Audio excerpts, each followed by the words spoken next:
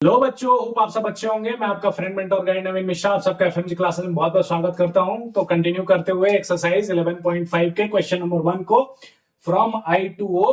तो देखते हैं कि आई में क्या क्वेश्चन बोल रहा है। इसका पूरा स्टेटमेंट यही है कि क्या ये इक्वेशन है, अगर इक्वेशन है तो इसमें क्या वेरिएबल है, और अगर इक्वेशन नहीं है तो क्यों नहीं है, उसका रीजन बताइए। ठीक है, तो चलिए मैंने जल्दी से इसको कर रखा है क्योंकि लास्ट क्लास में हमने ऑलरेडी सारे का एक एक करके हमने देख लिया था कि क्या कंडीशन होती है। दो कंडीशन ही होता है जो कि आपको भी पता है।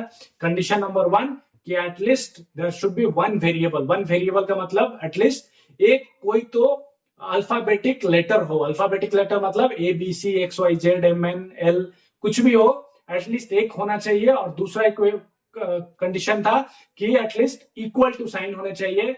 इक्वल टू साइन, ना कि ग्रेटर ना कि लेस, इक्वल टू साइन अगर हो और एक अल्फाबेटिक नंबर हो तो आप बोलेंगे, लेटर हो तो क्या क्या आप बोलेंगे कि वो एक इक्वेशन है।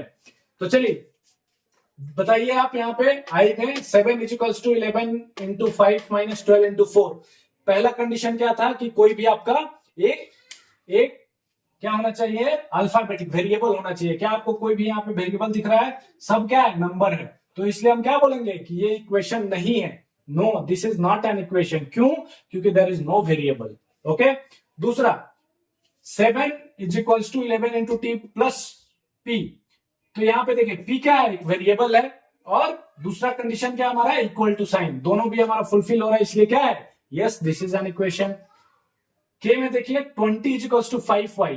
सबसे पहले आप देखिए y क्या है, वेरिएबल है। और कंडीशन नंबर 2 क्या है, इक्वल टू साइन, दोनों है। तो आप क्या बोलेंगे, yes this is an equation. L में देखिए 39/2 लेस देन 5। क्या यहाँ पे आपको कोई एक वेरिएबल दिख रहा है, X Y Z M N कुछ भी नहीं, तो इसमें वेरिएबल नहीं है। तो आप क्या बोलेंगे कि no this is not an equation. क्यों? क्योंकि there is no variable. Okay, इसको एम को देखिए Z plus 12 greater than 24। Condition number 1 क्या था, एटलीस्ट वन वेरिएबल होना चाहिए। एक वेरिएबल आपको मिल गया जेड।